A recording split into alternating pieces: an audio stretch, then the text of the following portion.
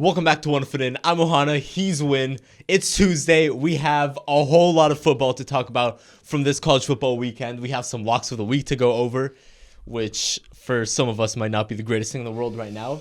But yeah, we have a lot of shenanigans in the college football world to discuss, whether it's Texas, Georgia, whether it's fake injuries, but no spoilers. We'll get to that in time. A lot going on. A lot going on. Let's just say very quickly, Eitan's going to have a tough closing segment today. A tough closing segment, and then a very interesting social media post coming up soon. But we're going to get into that a little bit later. We got to talk about the game that everybody's talking about, the game that we both did not see going how it did whatsoever. I don't think Texas saw it going the way it did, but I think Georgia maybe saw it the way it did. I mean, they looked great from start to finish, both sides of the ball. They just dominated them. But in their defense, they kind of gave that one to Texas. I mean, they kind of did. They kind of gave that one to Georgia. Yeah. You know what I'm talking about. Texas, what was the final score on that one, Eitan? 30-15. 30-15. 30-15. And that, you know, we talk a lot about deceiving scorelines. That's not a deceiving scoreline. That's not a deceiving scoreline whatsoever. That's pretty damn accurate. As in your face and accurate as could be. And honestly, you said Georgia was the only one that expected it. I don't think Georgia expected it to be on it either, to be honest. I don't know if to expect to go into Austin and whoop, and that's what they did. They whooped the number one team in the country in Texas. Yep. I mean, it was 23-0. Yep. It started off 23-0 at half, and they were dominant. You mentioned in the last episode in the preview for this game, you talked about Trevor Etienne and how he's like up and down, et cetera, blah, blah, blah. And then he goes out and has 3 rushing touchdowns. And by the way, he played great. And we both talked about how Carson Beck, this is like a big moment for him, and he's going to have to perform and play well. And what did he go out and do? He went out and put up a good night. He put up a deceivingly good night. A deceivingly good night. You read his stat line, 3 interceptions, 175 yards, and like, what's going on? Mm-hmm. He didn't play that bad. He didn't play great, but he didn't even play great, and they still beat Texas. But what are you about? You're about to say something. Well, no, I'm the 3 interceptions. I think interceptions are always interesting because, you never want to throw interceptions. Yeah. But what happens from the interceptions? The 2 first quarter interceptions that he threw, neither one of them Texas capitalized on. Yeah, exactly. They got no points out of it. So, they're on the stat sheet. And obviously, you don't want to throw interceptions.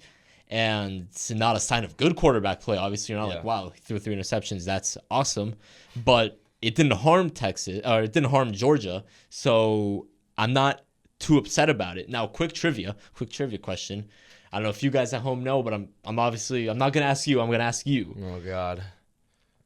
This 15-point loss was the biggest by a number 1 team at home since. Oh. Okay, wait a minute. Let me think about this. Number 1 loss by a team at home since. Okay, wait. Can I ask? Do you want to hit? Yeah. Last 10 years? No. 90s? No. So to 2000s? No. 80s? Yeah. Oh my God. Okay, wait. 80s? You want another hint? Yeah. Is it one of these teams? The greatest quarterback in my favorite NFL team's franchise history played for the number 1 team. Dan Marino? Dan Marino. Where'd Dan Marino go to college? I don't even remember, dude. Rack your brain. Dude. He's from there. He went to college there. Dude. SEC? No.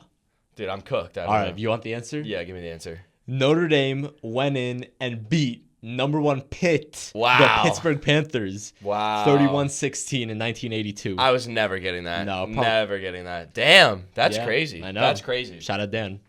So this is the thing is as we're saying, I mean, Beck throwing 3 interceptions is something to say about that. And Georgia's offense, you can't hate them. They played well. They put up 23 in the first half. But you got to give this game their defense. You just have to. Oh my God, dude, they held Texas. They kept Texas's third down efficiency. They went 2 for 15 on third downs. That means that Georgia's defense 13 times stopped them on third down. That's crazy. And then 1 for 4 on fourth downs. Yeah. 1 for 5 on fourth downs. 1 for 5 on fourth downs. So they stopped 4 big fourth downs. I mean, dude, that in and of itself is huge. The fact that Georgia went in, threw 3 interceptions, and the back threw under 200 yards is crazy, and they still beat them by handily, by a significant margin. 2 scores. Yeah.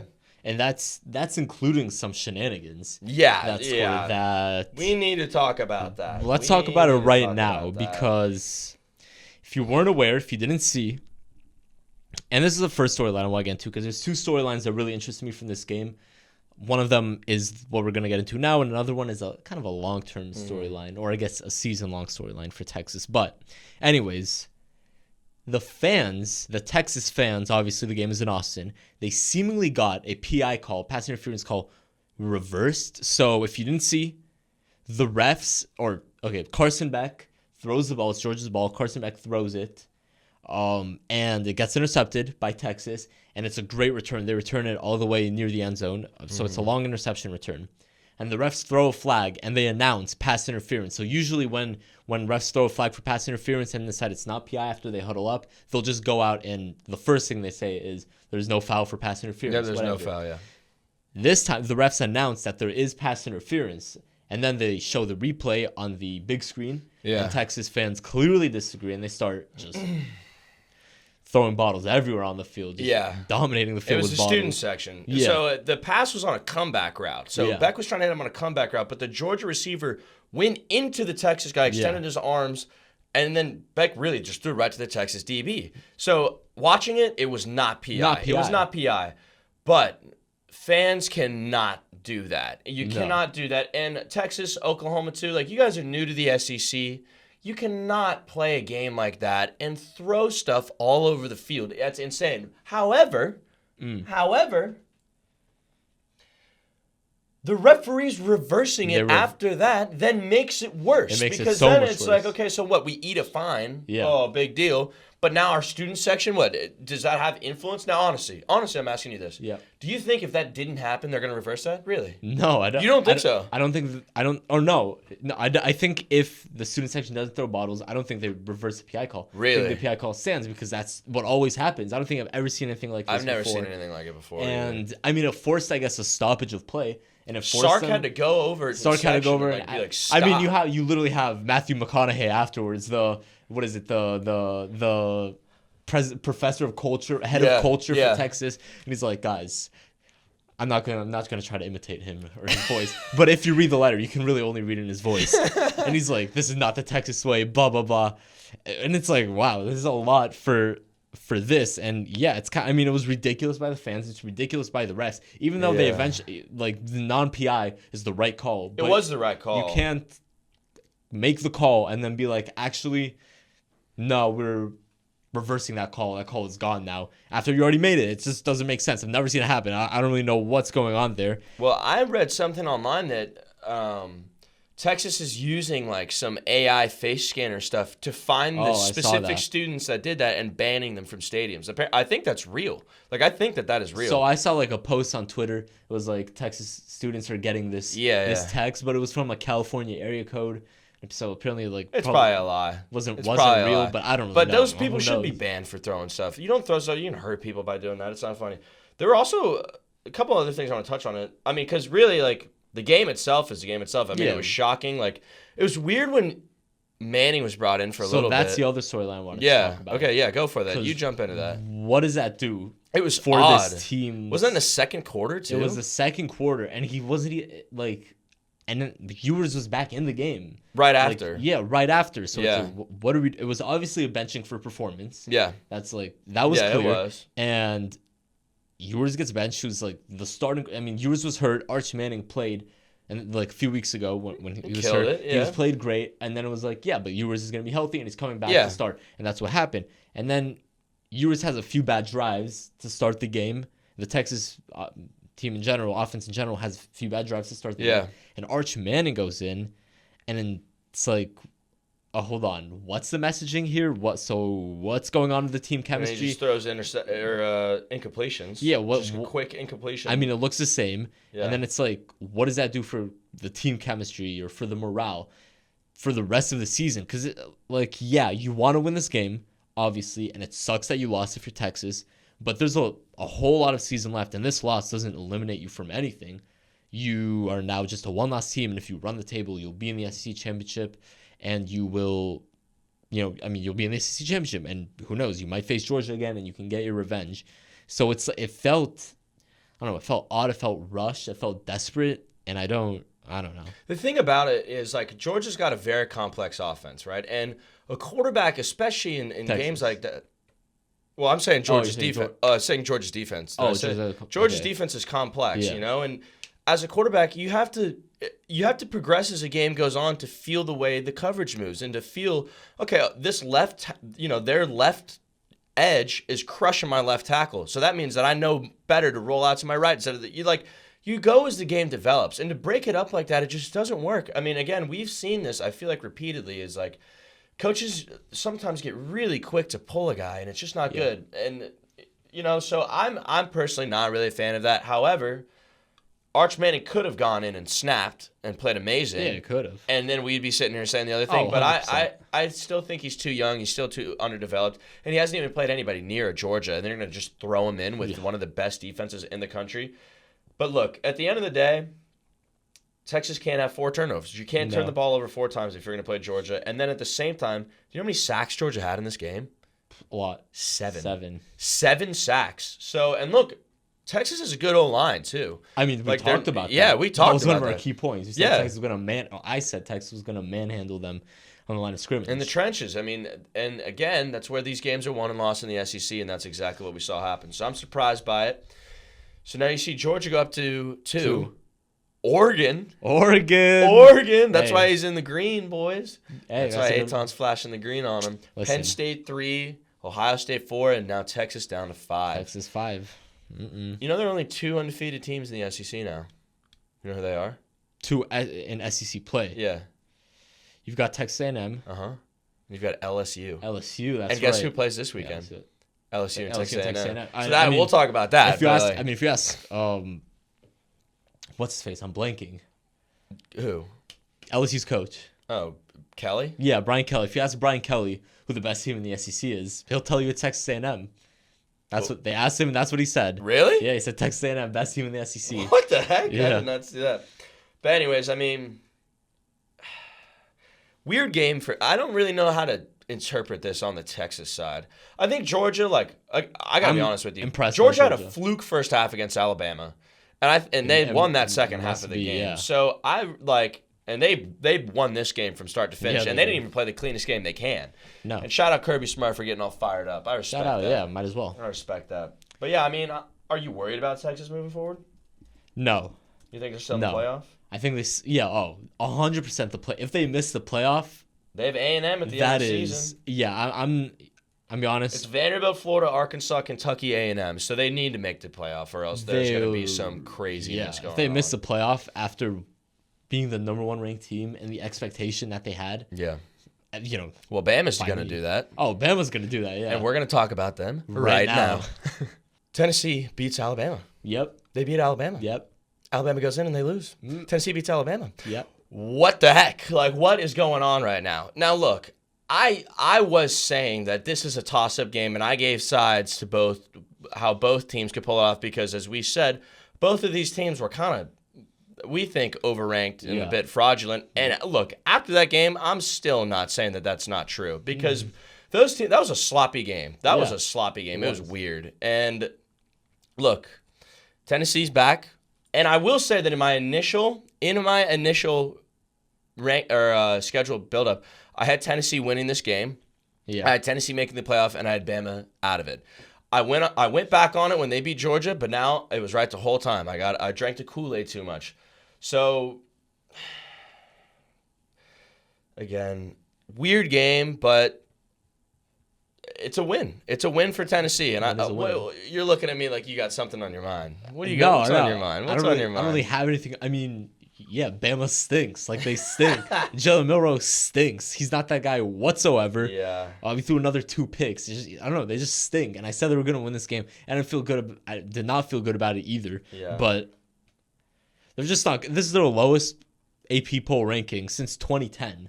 Holy. Yeah, 15. That's they haven't lost. insane. They have not lost twice before the end of October since 2007. That was Nick Saban's first year as head coach for the Crimson Tide. That's insane. What are we doing? I mean, not we. I don't like, but I picked them to win. So I picked them to win and make the playoff. And they didn't win, and they're not going to make the playoff. So I'm 0 for 2 there. Dylan Sampson, shout out to you. He ran for 139 yards and 2 touchdowns. He only has 1 game this season under 100 rushing yards. He has 17 touchdowns on the season, which is second in the FBS. Yeah. Obviously, we all know who number 1 is. Shout out Heisman. But yeah, like, I don't know. This team kind of just, they stink. There's nothing more to say. So the rest of Tennessee's schedule: Kentucky, Mississippi State, Georgia, UTEP, Vanderbilt. So Tennessee really should make the playoff. But I want to read you a stat. I want to read you something that's concerning. It might be a 3-loss team. Might be a 3-loss. I want to read you something concerning. This is the 3rd straight game for Tennessee that they have not scored a point in the first half. They didn't do it this week. They didn't do it against Florida, and they didn't do it against Arkansas. Let me read to you Tennessee's drives on offense in the first half. Fumble, punt, missed field goal, interception, missed field goal, end of half. Shout out. That is awful. Terrible. That is awful. 3 turnovers? Awful. And, I mean, when you're missing field goals, you're giving teams a better field position for the most part. You know what I mean? Yeah, that's basically 4 turnovers. Alabama was up in this game and really, like... I mean, Alabama's just, they're not good.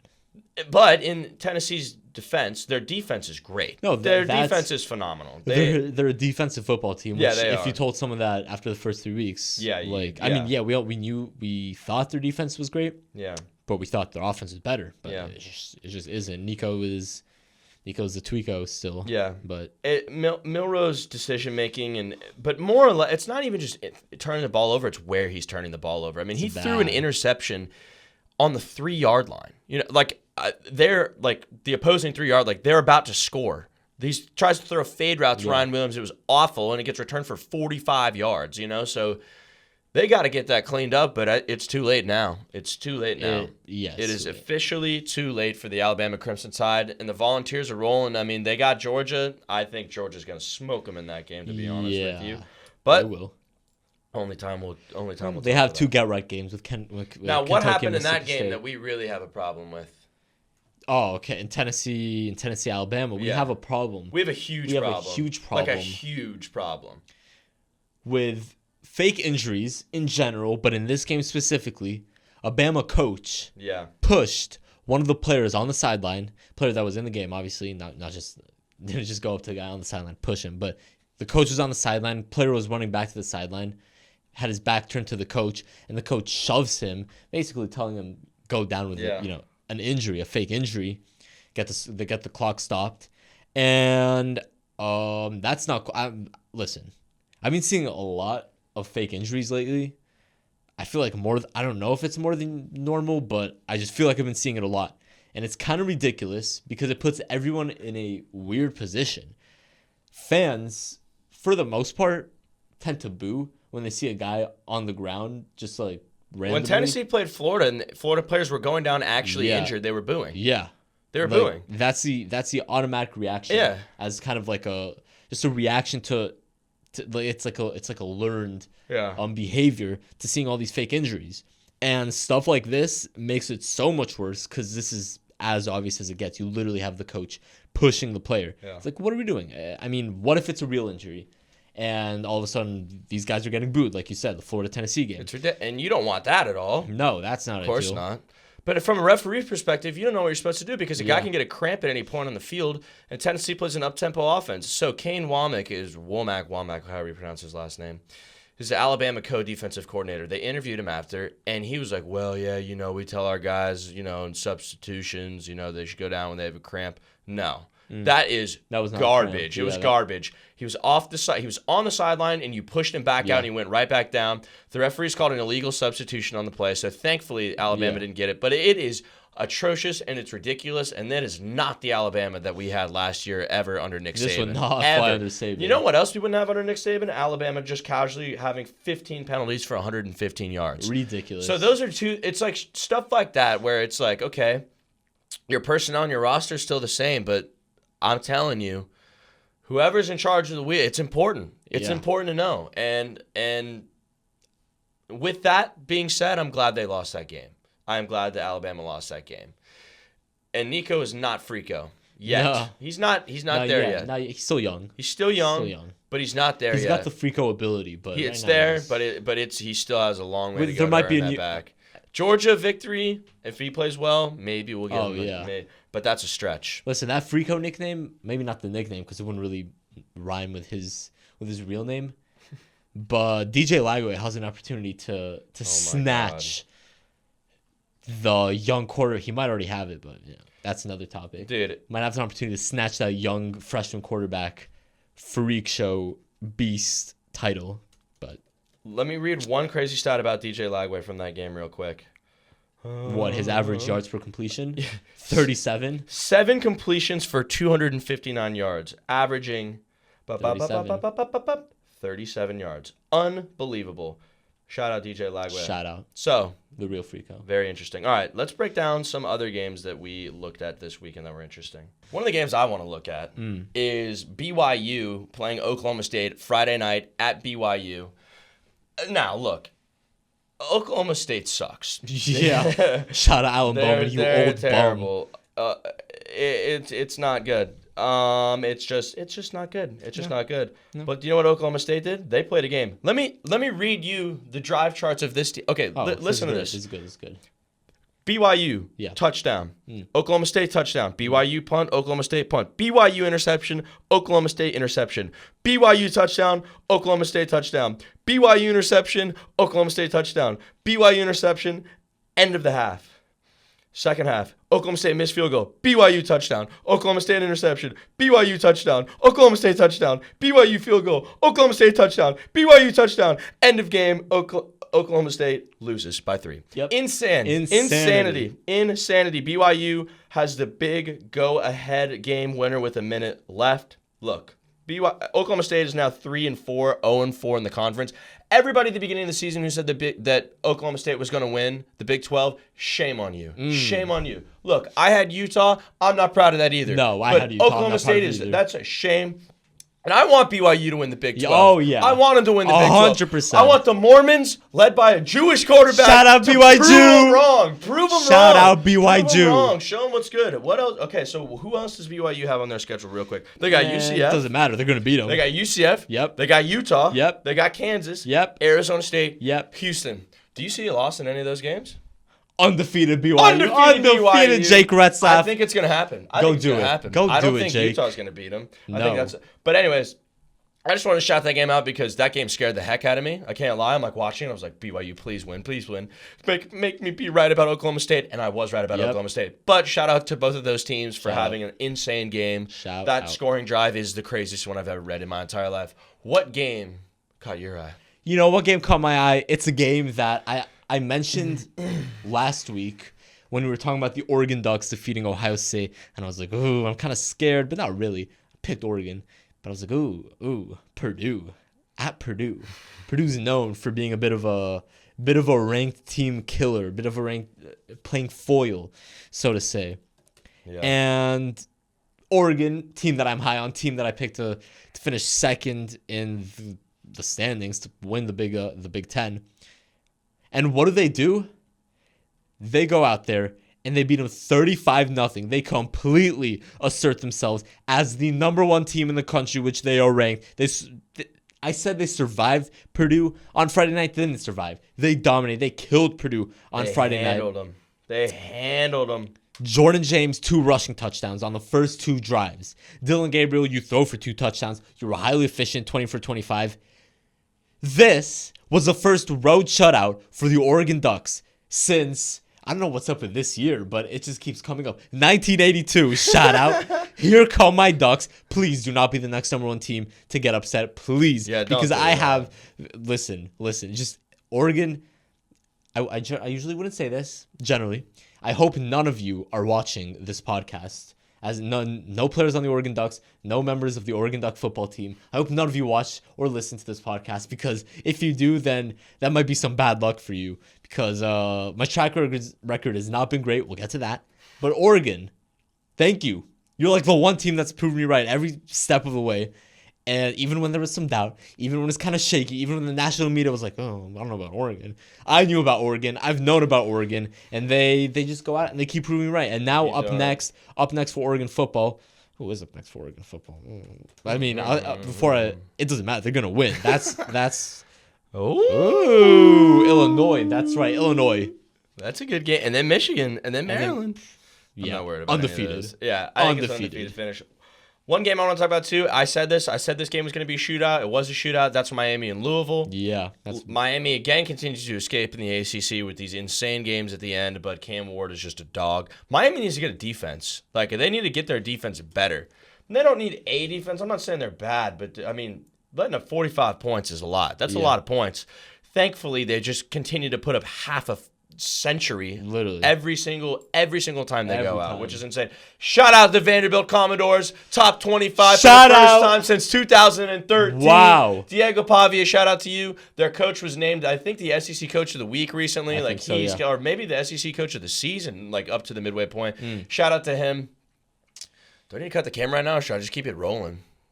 It's been like 5 minutes. Okay, well, then I'll just keep it rolling. It's chill.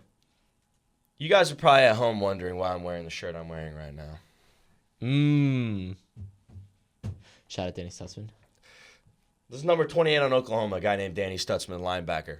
I said last week in my complaint courtroom that my complaint was Oklahoma's offense. That's what I said. I said everything else I'm okay with. Of course, you can nitpick here and there, but everything else I'm okay with. Venables built a good defense. They've got a lot of guys. They had guys come in from the portal. They look good. Yeah. The offense was atrocious, and they needed to get it turned around. Where was I this weekend, Eitan? You were at that Oklahoma football game. I was in Norman, Oklahoma. You know what happened? What happened? Tell them. 5 minutes into that game. Yep. 21-0 South Carolina. Now, let me explain to you why. Because why? 18-year-old Michael Hawkins Jr. Shout out. And look, I'm not trying to be a hater here. No. I'm just watching a football game. That's what he did. First pass, interception. Yep. Second time he goes out on the field. Interception within their own 15-yard line. So South Carolina punches it in. Second drive, fumble return for a touchdown. Third drive, pick six. That's not how you win football games. So the defense goes out there, and they get screwed every time. The reason I'm wearing this shirt is because this guy led the team in tackles, okay? The defense played well. Outside of the first half, outside of the first quarter, it was 14-9 the rest of the game.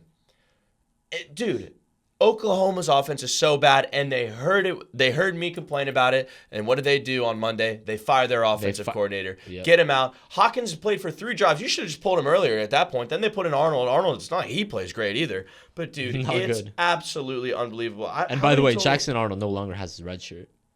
Is that out of the window now? That's gone. And it should be gone, dude. Go play, bro. I think it's ridiculous. Hold on.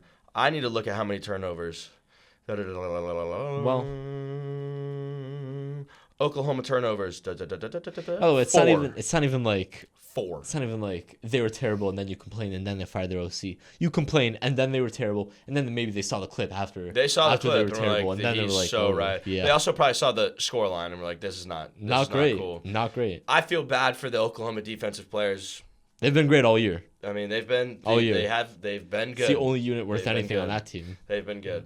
So that's what I have to say about that. That's all I have to say about that. They are terrible. And they play Ole Miss. It's coming up, so that's probably going to lose because that's what they Well, now they don't even have an offense, like, at all. So I don't know what's going to happen. Not that they did before, but now I don't even know what's going to happen. No. Okay. Let's get into our closing segment, which is, for the people who aren't watching us on camera, who are just listening, you just got a dirty side eye from Eitan, and we're about to explain exactly why. Yep. So if you're not aware, we do a little segment here, when you all are aware, we do a little segment here called Lock of the Week. We do. And how many have we done thus far? 4 or 5? 4. Because we had some hurricanes and things like that, which we're not going to talk about. No, we won't. They're not real. No, they are real. I'm sorry for everybody that's been affected by it. Doesn't matter. Okay. Eitan, what is my record when it comes to Lock of the Weeks? And we do these against the spread. What is my record? 4-0. 4-0. What is yours? Okay. Hold on, my record. Hold on. I want to make something clear. Every time I made, except I think save for one pick, I think every single time, I've gone with the underdog. That is true. I go with the over. You bet the favorites. Yeah. I've been betting underdogs. I've been going out on limbs because I have faith in my teams, in my picks. I'm 1-3 so far. You're 1-3. 1-3. I have one win. Which was kind of scary too. Kind of a scary one. And that was your over. That was my favorite. That was your only favorite. That was my only favorite, and it hit. Maybe I need to pick more favorites, but that was Indiana Northwestern. For people who didn't catch it, last week I said that I saw that LSU was favored over Arkansas by 1.5, and I said bet every dollar you have on LSU covering that spread. LSU won 34-10. Yeah. Okay. You said that. Okay, Nebraska faced Illinois, right? No, Indiana. Sorry, Indiana. 13th ranked Indiana now. That spread was what, 6.5? That was a 6.5. Nebraska 6.5 point underdogs. Can you give me the final score, please? I can, but you know what? Before I do that, I'm gonna pile on myself because it wasn't just the lock of the week. It wasn't just the lock of the week. It wasn't. Because I said Texas was gonna win comfortably by at least 10 points, and they didn't. And I said Alabama was gonna win, and they didn't. Even though I wasn't super confident about it. But I was right about Miami winning in a close game because I didn't trust Miami to blow out anybody. Yep. And I was right about that. And I said, what else did I say? I don't think those were those were the two. And then I made my lock of the week. And I said that Nebraska plus 6.5 would cover. I said Indiana would win because I'm an Indiana guy because they got me my one lock of the week win. Shout out to you, Indiana. So final score. The final score, well, let's just say the spread could have been 48.5 and Nebraska would not have covered because they lost 56-7. That's 49 points. Dylan Raiola, bro, you look like Patrick Mahomes. You play like Jackson, bro. I don't know what's wrong with you. 3 interceptions. You kind of stink, dude. The hype train around Nebraska is gone. You're garbage. Jalen, bro, we talking about Jalen Milroe stinking. Dylan Raiola, get out of here. And I know you're just a freshman. I know you're a freshman, but you are a disaster. And maybe you'll be good one day. Maybe you'll get better. But what are you doing? By the way, 56 points. Curtis Warwick, Indiana's quarterback, he's hurt. But he will be back this season. Okay, good. Which is great because I kind of love Indiana. But Nebraska, 7 points, and this one was pretty over immediately. Like they just it was a Indiana. Quick, it was 7-0 after the first, which was like okay. And then it's 14-0 Indiana. But then Nebraska scores, it's 14-7. It's like, okay, something happens. By halftime, it's 28-7. And then by the fourth quarter, it's 42-7. And it's like, all right. And then Indiana scores 2 more touchdowns, and it's 56-7. So let me speak on this now. Everyone listening at home, he will not go unpunished for this because he not only did the lock miss, and I really hope you're not gambling on his odds because – just take whatever I say. This is not financial advice. This is not financial. Especially not for me. Yeah, apparently, I mean, I'm rich. I hit my roulette number this weekend too. Shout out to me. Shout out. But look, he's gonna be better in the future when it comes to predicting things. You will be. I mean, it's hard to go lower. You know. No. It's hard to go lower. However, this will be a legitimate punishment. Yeah. That we're gonna put on social media. The stakes are being increased. The stakes have been rapidly increased because people are putting their mortgages on these games, and this guy's over here just talking about this dumb takes. So should we say on camera what you're gonna do? And then... go ahead. Or do we want to say on camera? No, I think we do. Okay. I think we do. Eitan's gonna get his ears pierced. Yeah. And I'm not saying like, you get one earring and then you no, I wouldn't do one, to be honest. This is the full thing. This is the full thing. Full shebang. People need to know when they look at his ears that he's not good at picking locks and that he's not good at predicting college football. That's what it symbolizes. So we will be filming all of this. Honestly. It will be a really professionally done. Very professionally done. I will be in the hands of a true professional. Someone that knows what they're doing. Someone experienced. Some might say a queen.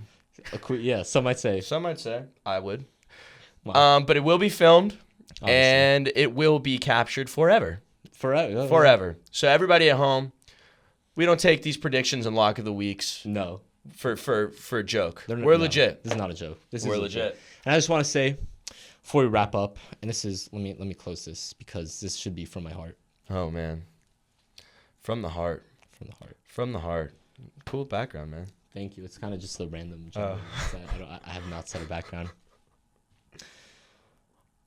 I want to apologize to all the viewers for the picks, especially the locks, because I hold myself to a standard that is greater. And listen, if you've listened to the episodes and you listen to the Lock of the Week segments, I keep saying all the time, we're getting it back on track. This is a winning culture. This is, I'm not missing any more picks from here on out. That's what I said after the Indiana. I said after the first Lock of the Week, which was a miss. I said after the second one, and then I got Indiana right, and I was like, all right, going undefeated from here.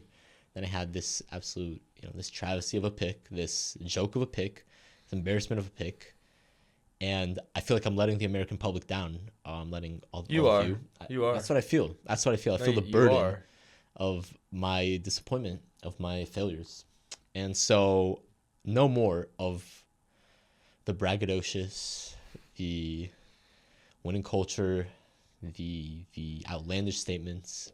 I'm going to keep my head down. I'm going to stay humble. I'm going to get in the lab.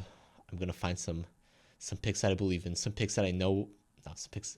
Wow, I'm really not good at being humble, but I'll find some picks that I have full faith in hitting because they'll be backed by extensive research, hours of research. They won't be all willy-nilly. Not that the others were. You're going to start watching tape. I'm going to start watching real film. I'm going to start watching the all-22 of these teams because I owe it to all of you to be better. I owe it to myself to be better. So we only have a couple weeks left of college football. So I think this is what I was just thinking about when you were talking about that. You're now 1-3? Yeah. 1-4. 1-3. 1-3. Let's not go crazy. I'm 4-0. But I think we should challenge ourselves. Okay. I think your goal, get it above 500. That's because if you can tell people that I gamble over 50%, no, that's winning. Then you're beating the casino. 100%. Now, I'm trying to put up historic numbers. I'm trying to know freshman Heisman that everybody out there watching, anytime they threw some moolah on my pick, is eating good. Some might say great. That's my goal for you at home. And Eitan is going to pick it back up. I have faith. Let's go. Even though I was telling my boy that even though I'm making fun of him, you know what? We're back. He's going to start. We're going to start doing some telekinesis. Maybe the earrings will give me powers. Maybe the earrings. Dude, watch him get the ears pierced and then never miss one again. Never miss one again.